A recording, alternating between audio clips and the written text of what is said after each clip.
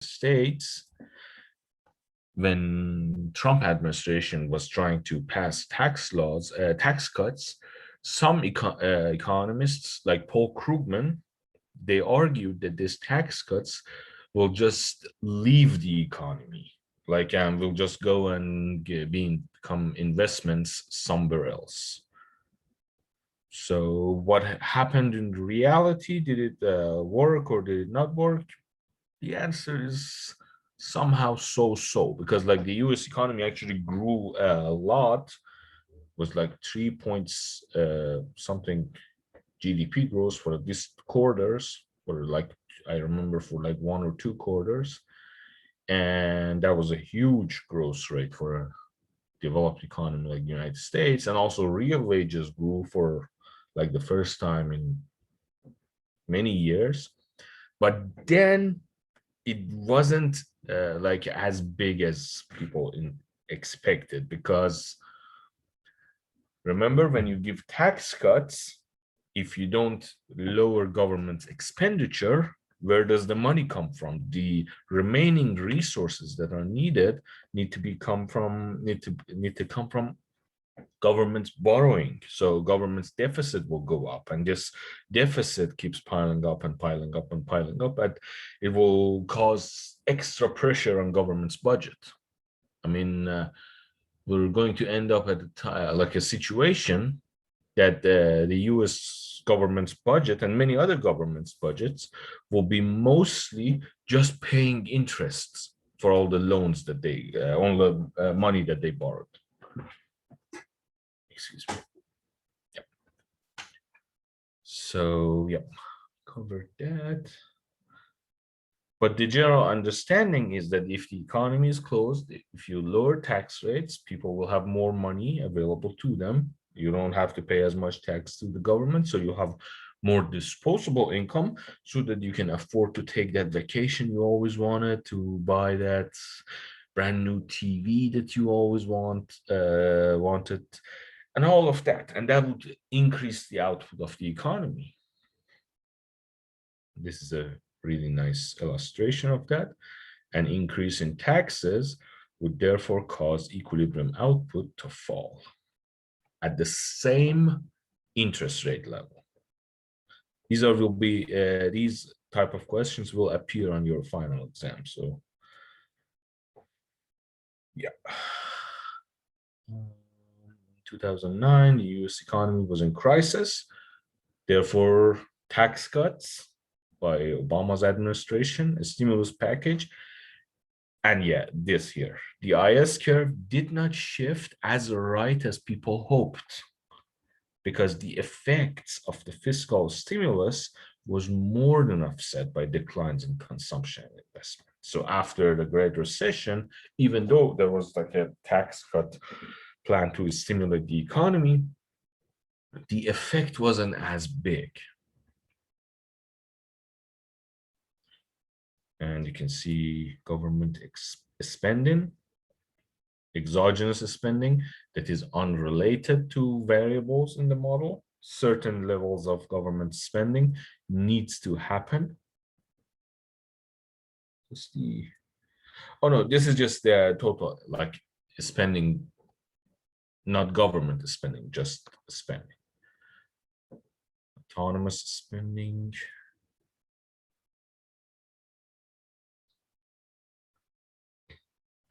It's an exogenous variable that is unrelated to variables in the model. You have autonomous consumption and autonomous investment spending. So the two of them together put together the entire aggregate spending of the economy. Have two parts. First part is autonomous spending, which, how do you spend your money? You can either consume your money or you can invest it. You can like put in like buy a house that many of you got wrong on your first midterm exam. Buying a house is investment, and the return on your investment is not what you Googled it. I don't know where you got that answer. Like almost everybody got the same answer, like the same exact word by word answer. And I'm guessing you Googled it from some website on the internet. And it was something about the appreciation of the housing prices, which is not true. The return on your investment in housing is not the value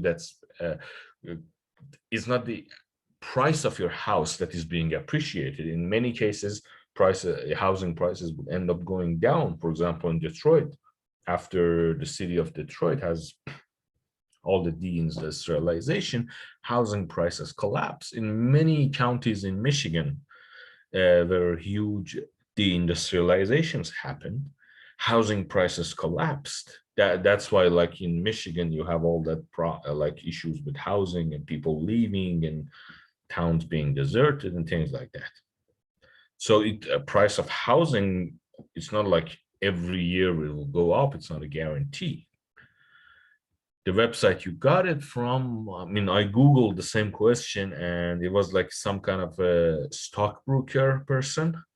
And remember that these folks that give these expert analysis always check who they are. Like, for example, if you ask me a question, I will answer it in a way that I was paid for. I was paid for to teach economics, and I will give you an economic answer. That person, he could be a real estate agent working for a real estate company. He could be a stockbroker working for as like a brokerage company. And these guys, they get fees, they get commission by your putting your money in their sector. So their interests will probably be motivated towards that area. So trust your textbook more than more than whatever you Googled on the internet. That's return on investment in housing is the rent money that you save. And this is very important. Why? Because this is such a pillar of economic thinking that return on any investment in economics is also called rent. Back to chapter 2, if you remember physical capital, we had for wages, for labor, we had wages or W. For physical capital, the price of using physical capital in production function was denoted by R. That R stands for rent. You basically rent physical capital. That's the price you pay for like physical capital. And the return on your investment on physical capital is the rent. When you buy a house that you live in, you don't pay rent. The money you're saving is the return on investment. Even if price of your house in 50 years goes down, I don't know, maybe the economy in North Carolina probably like unlikely, but it could have like a huge economic recession or some complete change in the economic situation, and North Carolina would no longer be as attractive to live in as it is right now, with all the people coming from New York and everywhere to here. People may leave, and because there will be more supply in housing market, your housing prices would go down. But then it's still, that doesn't mean that you lost on your housing investment. All the years of you've been living in that house, not paying rent, you've been saving money. That's the return on your housing. Those websites that don't want to include that and just focus on like the 8 to 10%. You always like, almost everybody had that answer.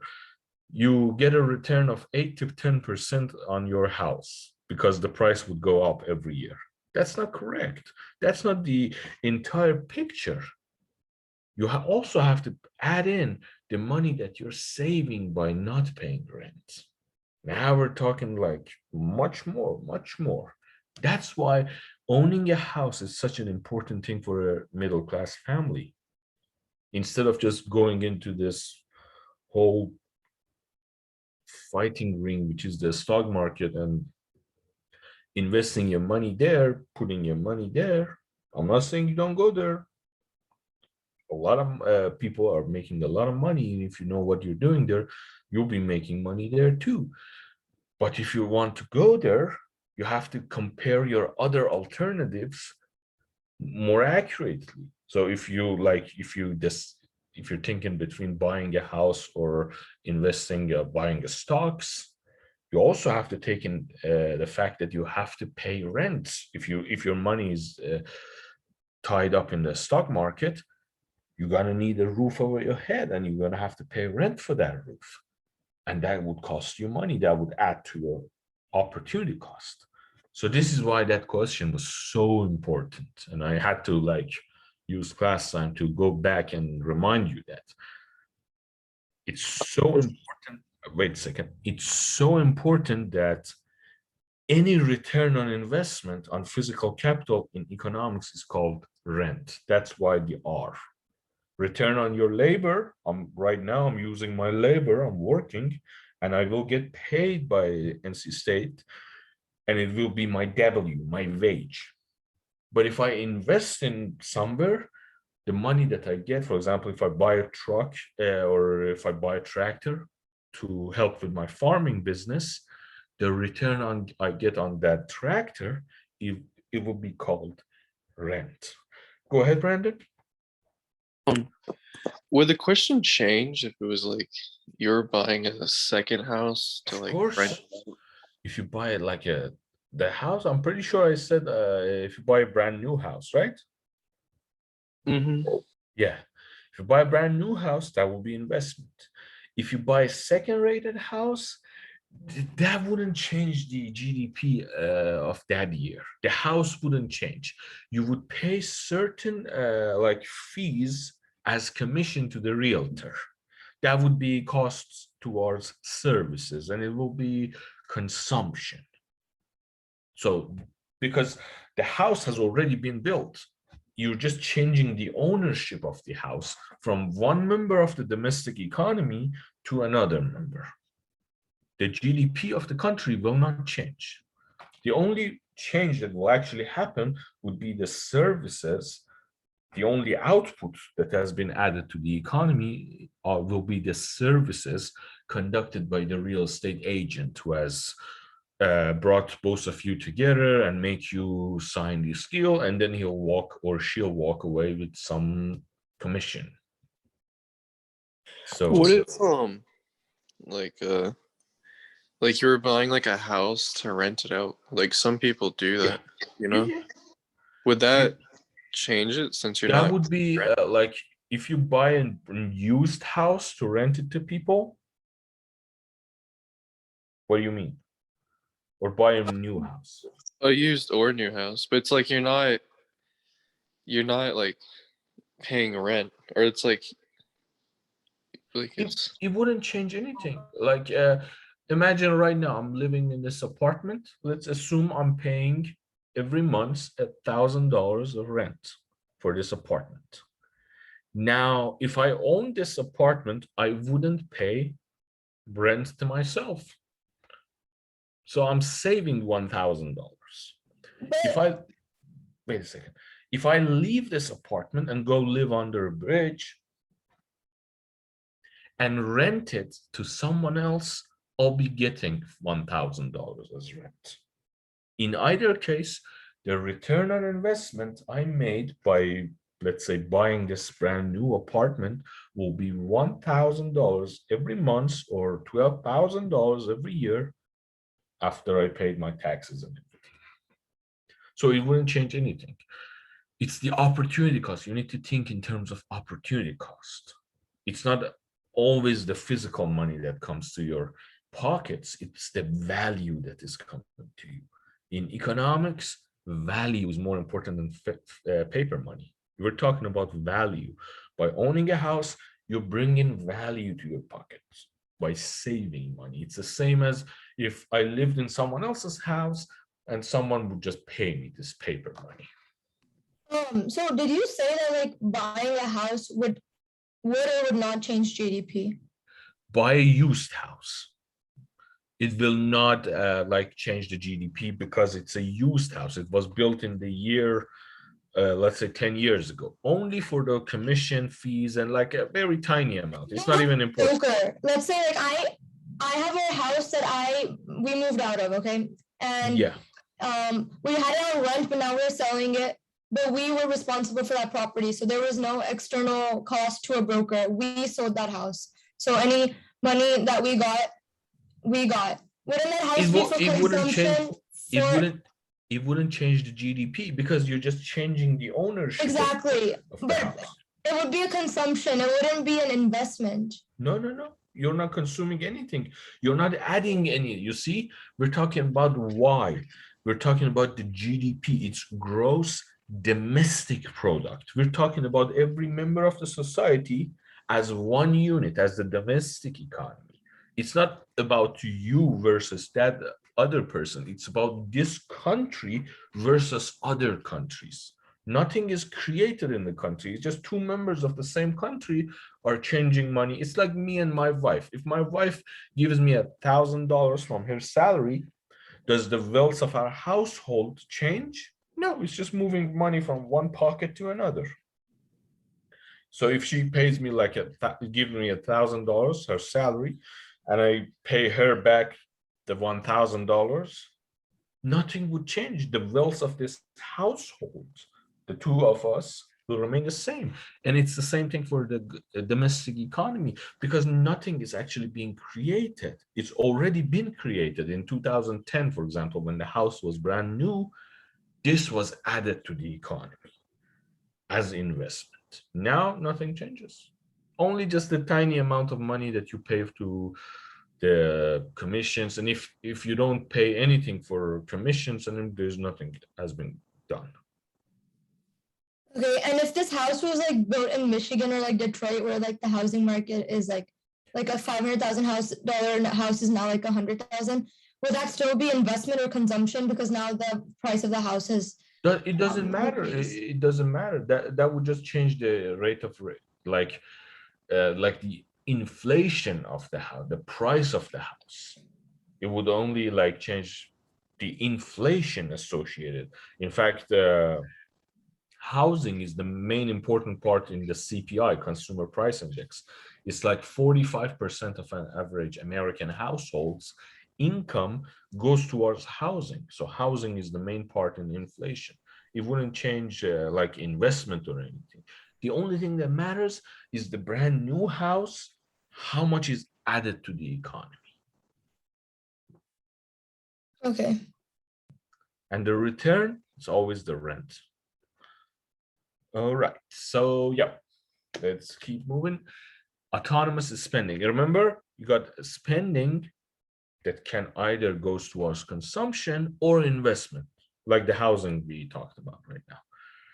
Autonomous consumption or autonomous investment spending. This is like the value that just needs to happen. It's autonomous. It will automatically happen. It has nothing to do with our decisions regarding the situation with the inflation and others. Like you have to buy bread. You have to like buy some minimum level of grocery just to survive. You cannot just live without anything. That would be your autonomous spending.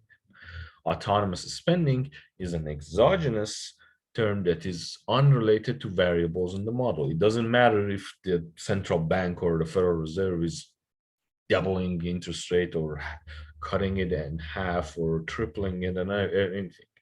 It needs to happen either way. Autonomous consumption is the resulting rise in autonomous consumption would raise planned expenditure and therefore equilibrium output at any given real interest rate, shifting the IS curve to the right.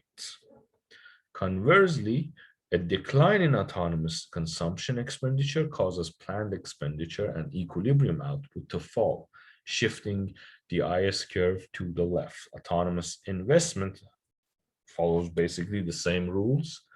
It's an exogenous term. It will happen, like you will save some of your money no matter what, and that money will go to a bank or like saved in your saving account, and therefore and then ends up as loans in the hands of business men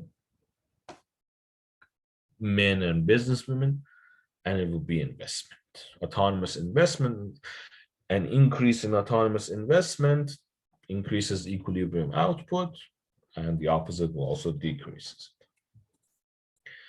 An autonomous increase in net exports leads to an increase in equilibrium output. You're exporting more, and folks will pay for all your exports. It's not like you're handing out things for free. Therefore, your equilibrium output will rise at any given interest rate. Yes, you can see here the response to autonomous values. Autonomous net exports shifts.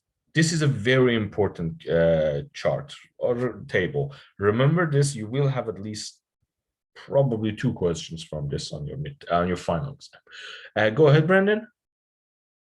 I have a question. Would buying a car be consumption or investment? That's like on paper, it's consumption.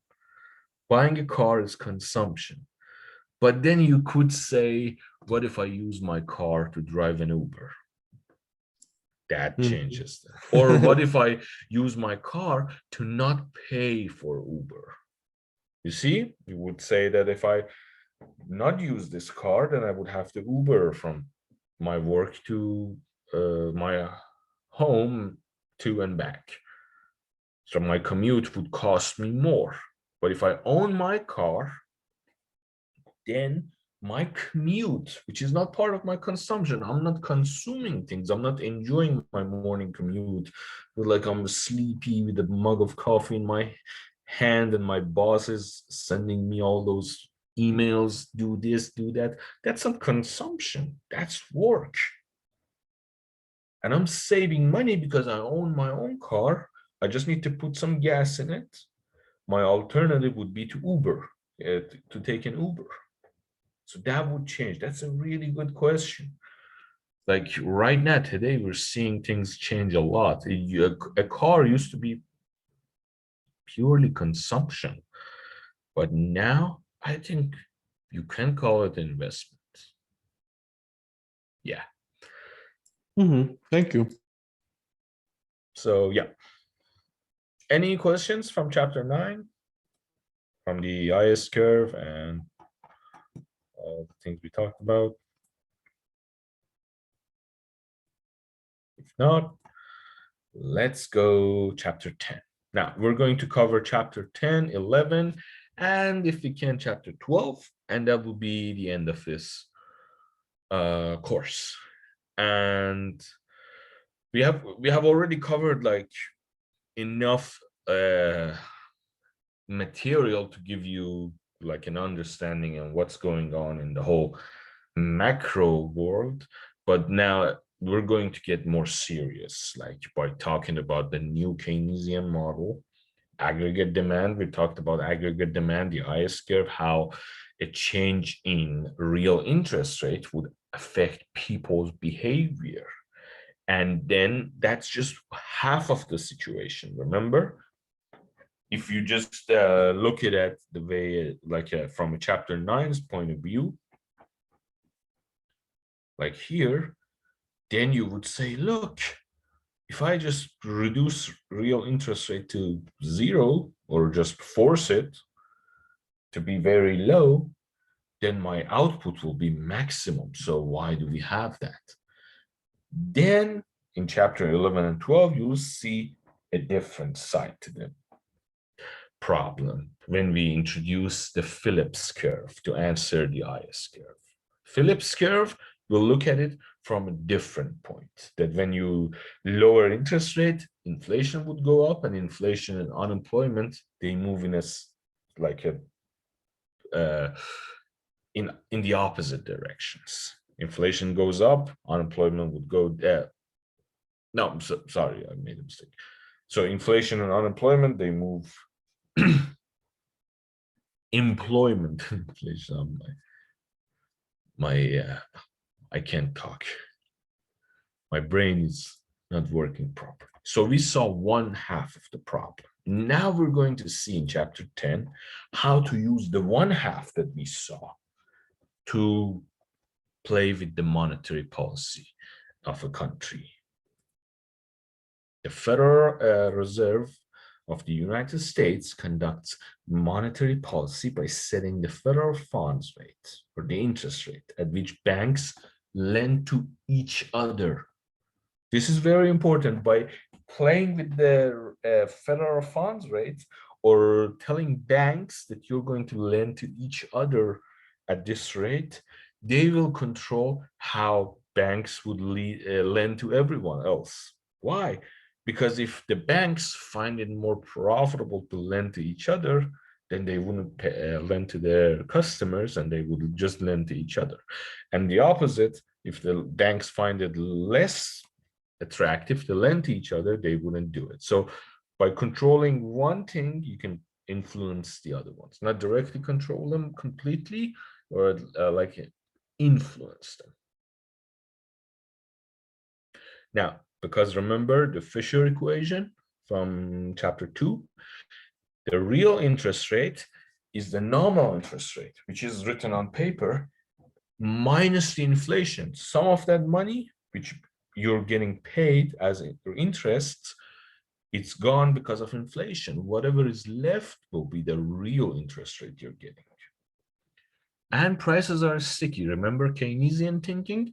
Prices don't change like simultaneously. All the classical assumptions do not hold here. Prices are sticky. Changes in monetary policy does not immediately affect inflation and expected inflation. So it will take some time.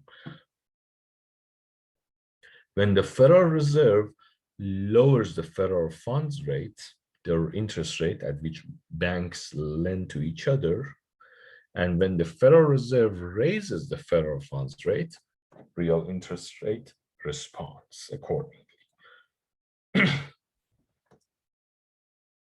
Now we're talking about monetary policy or NP curve. It shows how monetary policy responds to inflation rate, reacts to the inflation rate measured by the real interest rate. Like many equations you saw before, we have an autonomous part, which is just there, doesn't respond to inflation.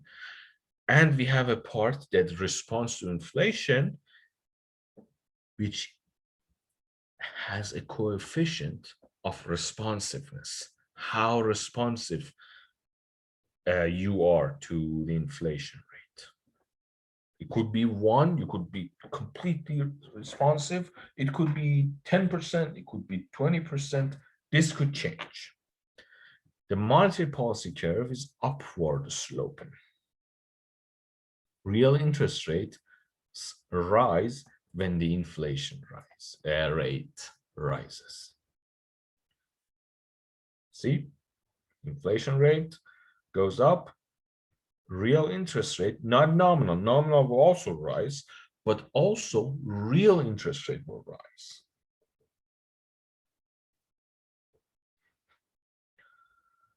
And the key reason for an upward sloping monetary policy curve is that central banks seek to keep inflation stable.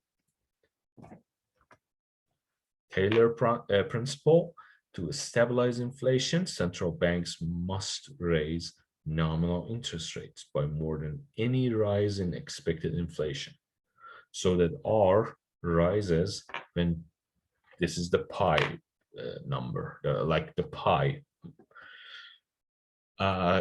index. When pi rises. Schematically, if a central bank allows R to fall when pi rises, then pi would go up, real interest rate, and pi rises, real interest rate goes down, y goes up, then this increase in y, which is the output, will cause pi to go up, inflation goes up, then the inflation increase will cause real interest rate to goes down, therefore then y would go up again and pi will go up. So it will just, you will arrive at the same situation, at the first situation. To stabilize inflation, central banks must raise nominal interest rates by more than any rise in expected inflation, so that R rises when pi rises. Schematically, if a central bank allows R to fall when pi rises, then this would happen. So an increase in inflation, if the central bank doesn't get involved and fix it by playing with R, by rising it more than the increase in inflation, if the central bank doesn't get involved, what will happen is that you will have like a circle of increasing inflation, then this, and then again increasing inflation, and inflation will become out of control. Two types of monetary policy actions that affect interest rates. The automatic actions, Taylor principles, that changes as reflected by movement along the MP curve. And the second part are autonomous changes that shift the MP curve. Autonomous tightening of monetary policy or autonomous easing of monetary policy. The second part is political. In order to reduce inflation, the government may decide to get involved and tighten monetary policy by increasing by adopting policies that would decrease inflation, or the governments, which is the second one, is more likely to happen when, especially during populist administrations, they would cause easing of monetary policy, so that you want to cause inflation, you want to sacrifice the long-term growth by causing inflation and enjoying the short run fruits or rewards, which is the increase in output, all those lower unemployment figures in the short run. People will be happy, they will vote for you, you'll get reelected, and then whatever happens, let that be our problem later when it happens. Yeah, this is a very good thing. Autonomous monetary policy tightening shifts the MP curve up, or autonomous easing would shift it down. The autonomous behavior. Beginning in 2004, the economy was growing rapidly and inflationary pressure began to rise. Between June 2004 and June 2006, the FOMC decided to raise the federal funds rate at every meeting. So every time they met each other, they decided to raise the R, their only weapon, the only tool available to them, which was the federal funds rate, the rate at which banks lend to each other. Why? To discourage banks from borrowing each other and therefore being able to give money to their customers, and therefore tightening the whole monetary policy by having less money in the economy, lowering inflation. Those actions represented movements along the MP curve. So the MP curve wasn't exactly shifting. You were just going from, let's say, 2.5% to 2%, back to 105%, and then hoping that would reduce inflation accordingly. Yep. Inflation rate and the federal funds rate. When the financial crisis started in 2007, inflation was rising and economic growth was quite strong. The MP curve would have suggested that the Federal Reserve would continue to keep raising the federal funds rate. Instead, the Federal Reserve, the Fed, lowered the federal funds rate. Why? Because they saw there's a problem, there's this recession being created. This reflects that the Fed pursued autonomous monetary policy easing thus shifting the MP curve down because the Fed perceived the economy to weaken in the near future due to the financial crisis. The aggregate demand curve represents the relationship between the inflation rate and aggregate demand when the goods market is in equilibrium. Aggregate demand curve is derived from monetary policy curve and IS curve. The AD curve for aggregate demand, it has a downward slope. As inflation rises, real interest rates rises so that spending and equilibrium aggregate output will go down. Again, we assume that as real interest rates go up, as inflation goes up, central banks would automatically raise a real interest rate to respond to that increase in inflation, and that would cause output to go down, aggregate output. Driving the AD curve, you can see you got the monetary policy curve and you got the IS curve. Your aggregate demand curve would have inflation on one axis, on your y-axis, and aggregate output on your x-axis. And it's a downward sloping. So as inflation goes up, your aggregate output would then go down. This is the other side where we said, you see, here, if your real interest rate goes down, this part here, as your real interest rate goes down, your aggregate output also goes down. But then here you can see as inflation goes down, your aggregate output. This is a more mature way to look at things because we also take into account your MP curve. As your real interest rate goes down, your inflation must also goes down. If you cannot just let your inflation rate go freely up and up and up.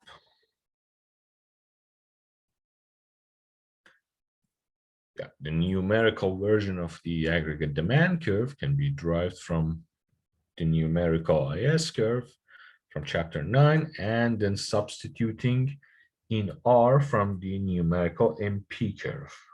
So you just put in the functional form of R from this equation, the beginning of the chapter. Where is it? Yes, here. This is the equation. You just put it in place of R, write it like this, and then you'll solve for it. Now you will have the rate of response to inflation changes with regard to your aggregate output. You can see it's downward sloping. It has a negative response to inflation now. This is why, like a student asked me that what would happen if inflation is going up, can we make an investment? You can see that it is like very complicated. And in reality, you want to keep inflation down because of this negative slope rate. If your inflation goes up and up and up, your aggregate output will go down and down and down. So you want to keep inflation to a minimum. No country can succeed with crazy inflation rates. This is like a lesson that countries time after time, like one after another, they just refuse to understand because it's so hard to believe. Like you could just say, like you see all that opportunities right in front of you, and then some economists would just hold you from going for it. Like what happened in Argentina. The general, he came to the central bank and he saw all that gold, all those golds, like mountains of golds in the central bank, and people were starving out there, and he was very angry because he saw all that wealth, and he said, like, why are you not letting folks use this gold? Because of the inflation. It caused inflation. It ruined Argentina. Argentina was per capita richer than France, was one of the richest countries in the world, and today it's considered like a medium, like a semi-periphery, even in terms of world system position theory. It considered a semi-periphery country. It used to be a core country in terms of wealth and economic power. So this is the lesson. See, inflation needs to go down for aggregate output to go up. Similarly, the general version of the aggregate demand curve can also be derived from substituting in for R from the MP curve here. From chapter 9. Remember marginal propensity to consume, and this. Shifts in the IS curve, autonomous consumption expenditure, autonomous investment spending, government purchases, taxes, and autonomous net exports. Any factor that shifts the IS curve shifts the aggregate demand curve in the same direction.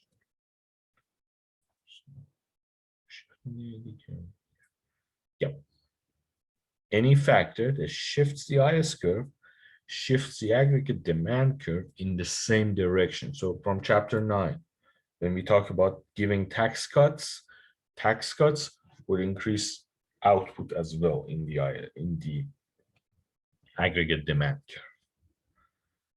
A rise, for example, in government purchases, like what happened during the Vietnam War era, increases economic equilibrium output, shifting the IS curve rightward, shifting the aggregate demand curve also rightward. Now shifts in the monetary policy curve and autonomous tightening of monetary policy, bringing it down. That is a rise in real interest rate at any given inflation rate shifts the aggregate demand curve to the left. Similarly, an autonomous easing of monetary policy, it will shift the aggregate demand curve to the right. Here, you can see autonomous monetary policy tightening increases the real interest rate. Go ahead, Prem. So I'm still having a bit of trouble understanding how is it the aggregate demand is linked to the inflation rate again? Because of this here, you see, where is the automatic response? Yeah, the Taylor principle. Because the central bank, why do we have a central bank? Control the issuance of money, right? To do what? Oh, well, I mean, like to control inflation, to control inflation. Yeah. We have the central bank just there. Those guys are living in that building, which so many people believe that you could have just bulldozed that building to the ground. I mean, like, that's a funny thing. Like, I've seen actually a farmer back home driving a tractor into the central bank because they were protesting the central bank. The central bank exists to control inflation. So that's the automatic, that's just automatic response. Inflation goes down, this is what happens. To stabilize inflation, central banks must raise nominal interest rates by more than any rise in inflation, so that, therefore, remember Fisher curve, real interest rate equal nominal interest rates minus pi inflation.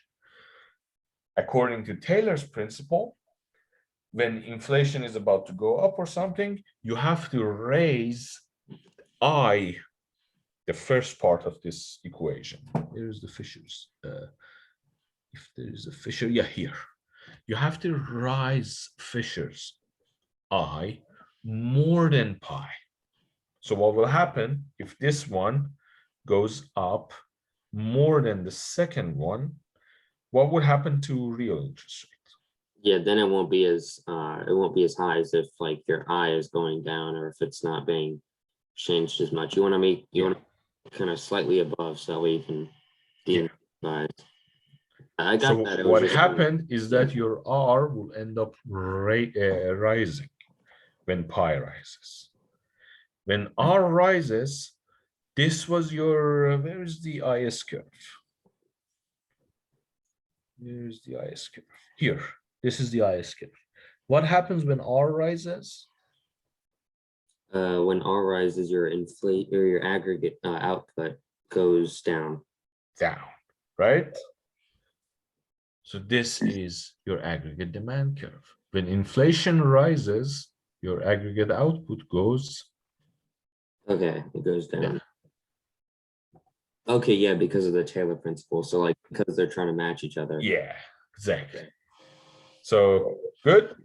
Yeah. Perfect. Let's keep moving. Also, is the Taylor principle, isn't that from John B. Taylor?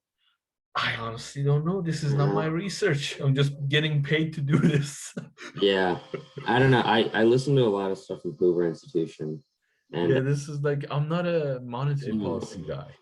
Like my research is basically agriculture policy and sustainability, like all those stuff about climate change and what do we call it, like ecological footprint Mhm. with regard to agriculture.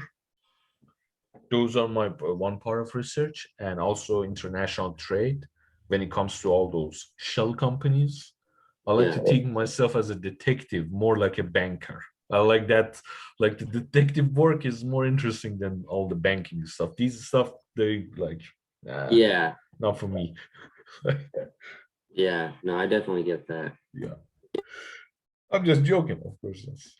I have like some really smart, I know some really smart people who actually work on this. And if you're interested in these areas, you can just like do a little bit more and extend it to stock market, and you can make some really good money by like getting to know these simulations and these numbers. So that's also that. Yeah, that's what I've been trying to do. I've been trying to, I guess, get better at understanding kind of. I mean, I have a not I have like an okay understanding of fiscal policy, but I've definitely been trying to like get better at kind of the finance side of economics and stuff. All right, so we talked about shifts in the IS scale. Let's talk about different kinds of shifts. Any factor that shifts the IS curve, as Prem asked, because it shifts the because of the Taylor's principle, it shifts the aggregate demand curve in the same direction. So all the stuff we covered, like a rise in government purchases, tax cuts, all of those. Shifts in the monetary policy curve and autonomous tightening of monetary policy, that is a rise in real interest rates at any given inflation rate, shifts the aggregate demand curve to the left. Similarly, an autonomous easing of monetary policy shifts the aggregate demand curve to the right. As you can see here, let's say an autonomous monetary policy tightening, it would increase real interest rate. So your real interest rate at the same inflation point would go up. Therefore, this will happen. You will have a move along the IS curve, and therefore, in the aggregate demand curve, you would have a shift to the left. So this is also very important. You're going to get a question from this on your final exam. Remember Taylor's principle, which would connect your IS curve to the AD curve. And also remember all the laws and all the shifters we talked about in chapter 9. These are questions on your final exam, very important. The liquidity preference framework, it determines the equilibrium nominal interest rate by equating the supply of and a demand for money. John Maynard Keynes developed the theory of money demand that he described as liquidity preference theory. Real money balances, the quantity of money in real terms, reflect how much money people want to hold or demand. According to Keynes, the demand for money can be expressed in the form of the liquidity preference function. This is the liquidity preference function. This is the money demand. How much money is demanded in the economy? And yep, the demand for money can be expressed in the form of liquidity preference function. This. Why are real money balances negatively related to I? I is nominal interest rate. Remember, I represents the opportunity cost of holding money. If I borrow money from folks, I have to pay interest to them. If I don't borrow money, if I just have my own money just sitting in my, like putting it in my mattress, I'm still losing money. Why? Because I could have lent it to someone else and get interest rates. So holding money would cost you I. It doesn't matter who owns the money. This is the same thing with rent. This is why I kept going back to rent when it comes to housing. Housing, you're talking about opportunity cost. Owning money, you also have the opportunity cost because you could just always just lend it to someone else. And if you're not lending it, if you're just keeping money on your hand, you're losing value. If I just put, let's say I have $1 million, I just put it on my bed. I don't touch it. I don't put it in the bank. I don't invest it. I don't do anything. That money is losing value potentially because of the nominal interest rate that I'm losing. This is a very important thing in business. For example, when you want to compare investments to each other, you must also consider this, the value of not doing anything. It's not free. Not doing anything and just sitting there doing nothing, it will also cost you. Time is money. As Napoleon once said, you know why Austrians keep losing? Because they don't appreciate the value of money. Time is money, the value of time. Time is money.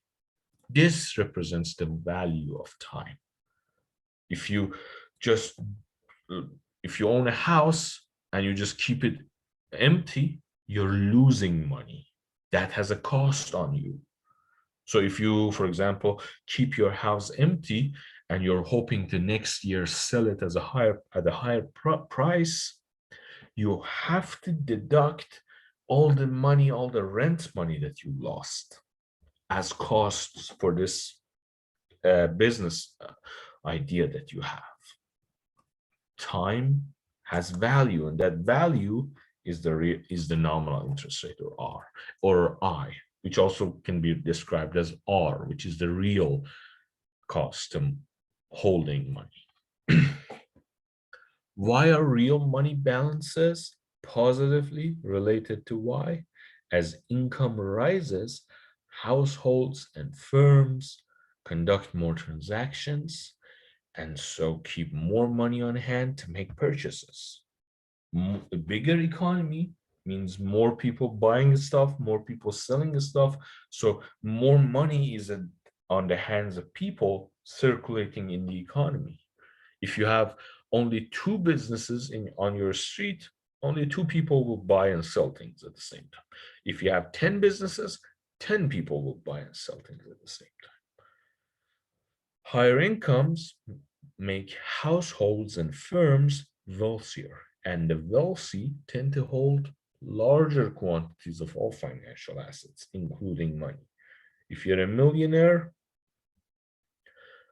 you tend to have like more cash in your pocket than if you're like broke. So that's the idea.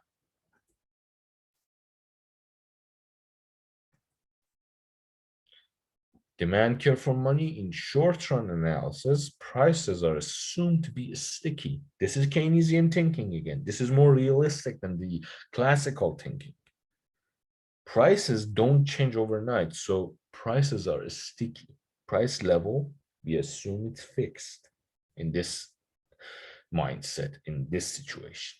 All else being equal, lower real interest rates mean the opportunity cost of holding money falls, so that firms and households desire to higher quantities of real money balances. As a result, the demand curve for money slopes will be downward. For money, it slopes downward. The Fed fixes the money supply by open market operation. All we talked about, those buying and selling bonds. When the Fed buys or sells government securities, what would happen? If the Federal Reserve sell you government securities, what would happen to the money supply? Old question. No, if the Federal Reserve sell it to you, what would you give in return? Money supply increases, right?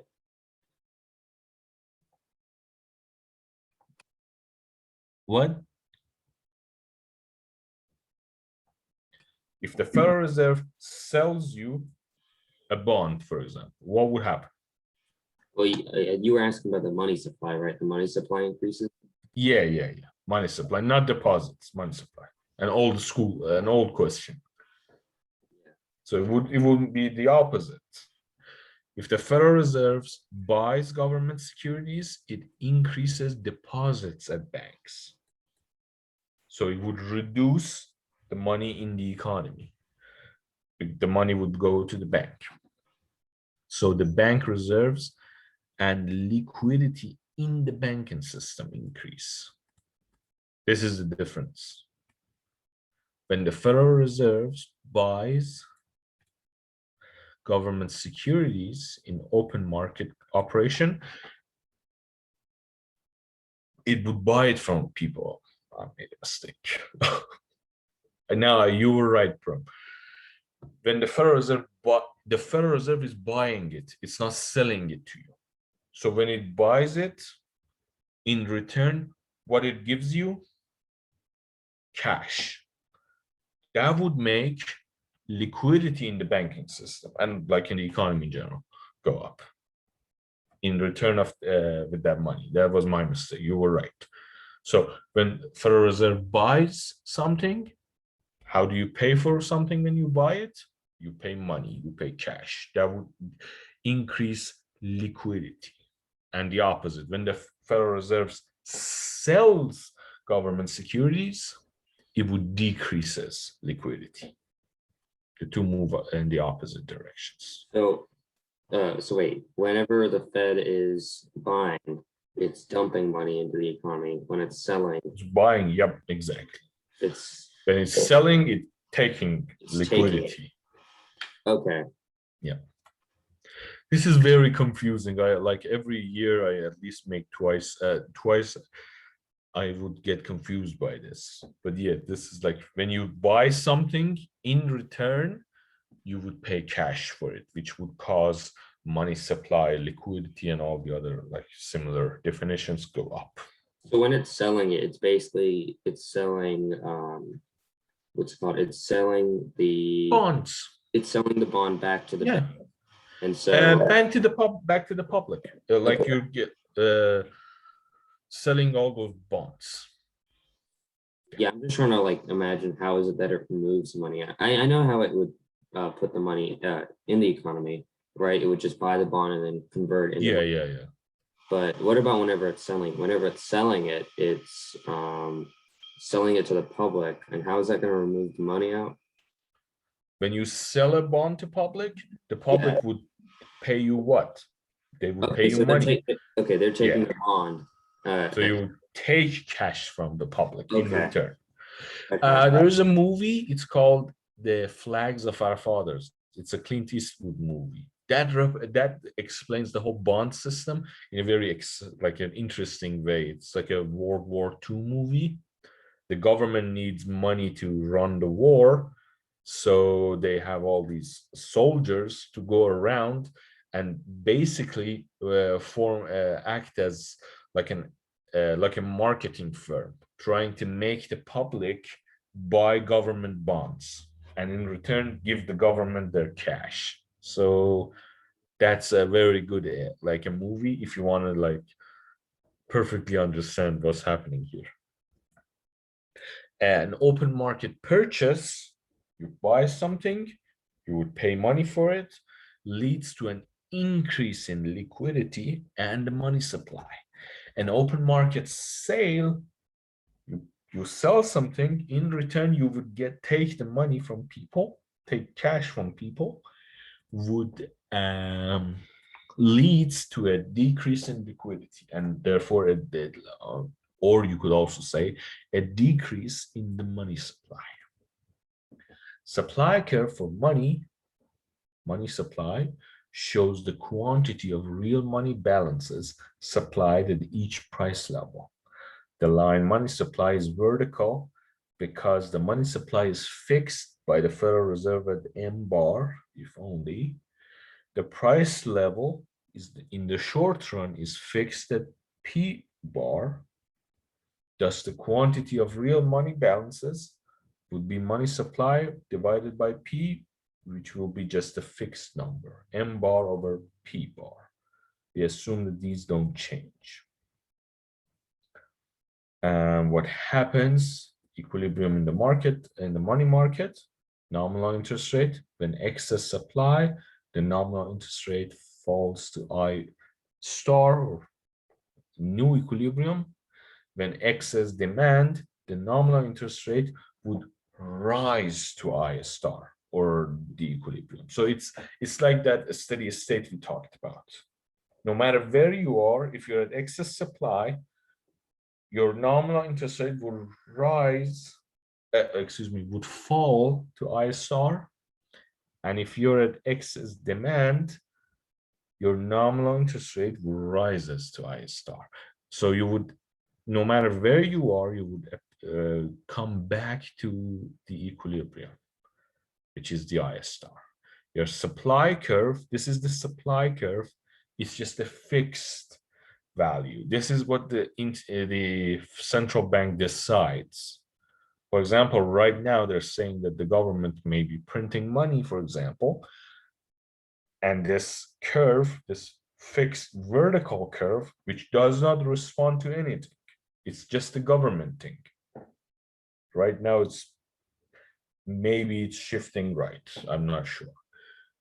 But then again, it doesn't respond to anything in the market. It's just fixed. It's a vertical line. This is the supply curve here.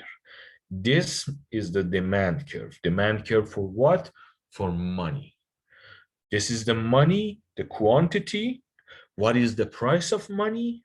The interest rate. Price of holding money is the interest rate. This is the same as any other market. You have Q here, quantity, for example, shoes. How many pairs of shoes? And you have the price of those shoes here. You have a demand curve and a supply curve. This is the money market. It's actually called the money market. I didn't see this. This is actually called the money market. It's just the money market. You have quantity of money in the economy, and price of the money is the nominal interest rate. So yeah, equilibrium in the money market occurs when the quantity of real money balances demand equals of the quantity of real money balances supplied. This would be the equilibrium.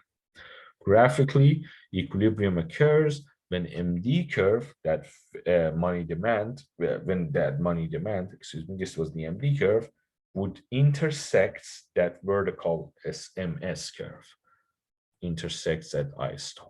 And excess supply or demand of money results in a decrease or an increase in I. A shift, this is the appendix, so let's just finish this. Where were we? Yeah, a shift in the money demand or money supply curve occurs when the quantity demanded or supplied changes at each given interest rate in response to a change in some other factor besides the interest rate. Examples of factors that shifts the money demand or money supply: when income rises, money demand shifts to the right, and so interest rates will rise. When money supply increases, money supply shifts to the right. When government turns on the printer and you call your buddy at the central bank, your president awesome, and your cousin is the head of the central bank, you call him, Jimmy, turn on the printer. You increase money supply. When the money supply is increasing, MS shifts to the right, therefore your nominal interest rate at equilibrium would decline. When the price level rises, MS shifts to the right, of course, and so interest rates will rise. This here you can see a rise in income would shift money demand to the right, therefore your nominal interest rate will go up, and the equilibrium interest rate increases. Yep, when the government prints money, an increase in money supply shifts the MS curve rightward. When the government feels sorry for printing money before and decreases money supply, an increase in price level would happen, which shifts the money supply curve leftward and increases the nominal interest rate. So yeah, and you don't need to worry about the appendix. So this is it. This is chapter 10. Chapter 10 is like a completion of chapter 9. So make sure you know chapter 9 and just remember this golden rule for your exam. Where was it? Shifters. Here. For your final exam, remember any factor that shifts the IS curve, shifts the aggregate demand curve in the same direction, and also remember some like the basics about the money market. What's the price of money? The interest rate, quantity of money being sold, and everything associated. All right, how many people do we have? Oh, What does P stand for? What is what? P. P price level. The average level of prices. Thank you. So here's a question text. How does buying a house change? Does it change consumption? Yeah. If it's consumption, what is the value a buyer receives? And if it's investment, this is the question from the midterm, right? Yeah, you should just say that if it's a brand new house, investment changes and the costs and the returns would be the rent. Now, if it's an old house, you could argue that you have to pay commission fees that will like services. If you set commission fees, no matter if you set investment or consumption, you got full points. And if you say GDP doesn't change, you still get points because that change is not important. What is really important in this question is that you know buying a house, brand new house, is investment, and the concept of rent. This is what I wanted from this question. If you had any like even the remote approach towards the concept of rent, how rent is defined, the opportunity cost of holding something is the rent. You pay for it, like in this curve here. The opportunity cost of holding money is the interest rate. You're either getting it, you're either paying it because the money belongs to someone else, or you're not paying anything and getting anything because you're just holding your own money. So the $100 bill you have in your own pocket, it's costing you. You could have put that money in the bank. You could have gotten like 2-3 cents for it, something like that. But instead you kept it in your pocket and you're losing money. because of the opportunity cost. This is what I wanted to get from that question. And I don't think it says brand new house. Yeah, it just says how much buying a house. I think I halfway through. Never mind where this. All right. So any questions? If there is no questions, that's enough for today. And tomorrow we'll start about chapter 11 and aggregate supply, and that would be all. Chapter 11 and 12, and that would be the end of this course. And then Friday is the last day of classes. Don't forget about your midterm exam, second midterm, and also your second homework. You have until the day of the final exam. Please don't leave it at the last minute to hand in your homeworks. Those who handed their homeworks earlier, when I graded them, I saw that they scored like a much higher grade. So don't leave it to the last minute. Like I had one student who were 20 seconds late. Of course, she or he wasn't penalized for being 20 seconds late. I understand that, but don't risk it. Don't put that much pressure on yourself. That's enough for today, everyone. Thank you very much. If you don't have any questions, you can leave. If you want to ask me a question from the midterm, I can stay and we can talk. Did Okay, you take attendance?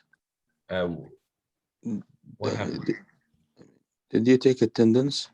No attendance today. Yeah. Let me just. I had